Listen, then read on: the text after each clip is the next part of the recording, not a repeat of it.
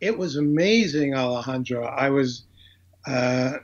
found out through Dr. J. Allen Hynek, the astronomer, originally the scientific consultant to the Air Force's Project Blue Book, and Allen Hynek came up with the phrase "close encounters of the first, second, and third kind," and he was also the scientific consultant on the movie. And at the very end of the movie, Steven Spielberg gave him a little cameo as one of the scientists when the mothership comes down. So Spielberg and Hynek knew each other. Hynek was on the set a lot.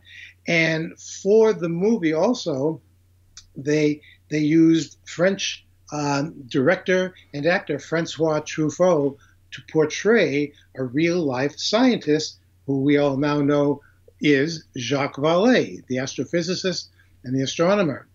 And so one day I got a call from Steven Spielberg's publicist out at Columbia Pictures asking me if I would be available to come to Hollywood and to meet with Steven, Dr. Hynek, and Dr. Vallee. And I said, well, really? Why do you want me there? Because I didn't know that anybody outside of my own little circle knew who I was. And they said, well, because Steven knows about your upcoming United Nations presentation, and he wants to sit with you guys and offer his assistance to see if there's anything he or the studio can do to help you with your presentation. And I said, yeah, my bags are packed. When do you want me there? And it was like amazing.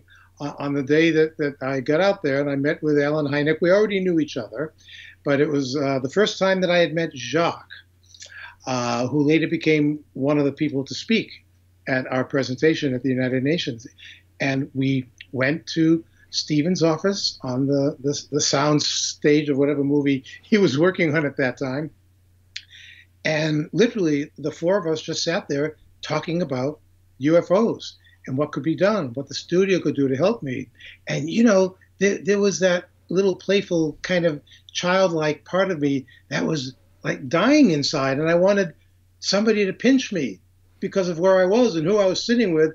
But on the outside, I was going, well, Steve, thanks for bringing us out. Now, here's what I'm hoping that you might be able to do for us. It was like there were two factors of me working at the same time. It was amazing. I'll never forget it. And it was great to meet Steven. He was it was very fortunate that he was kind of a little into UFOs, as we all now know.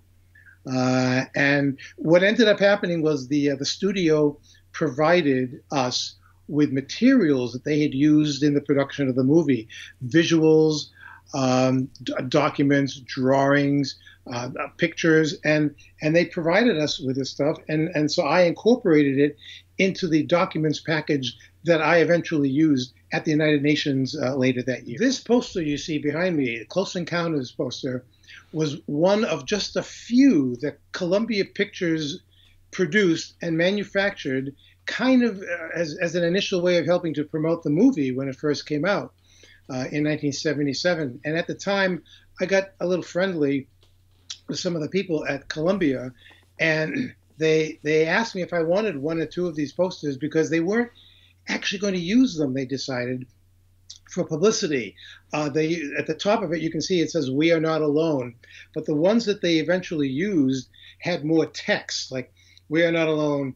A close encounter of the first kind is this. A close encounter of the second kind is this. A close encounter of the third kind." And they went with those. And I thought back then, oh, this is going to be rare someday. And so I kept it, framed it, and took it off the wall just so that you could see it tonight. I've always loved this poster because it just exemplifies what the movie was about. We're not alone. Here's something that proves it. Now enjoy the movie.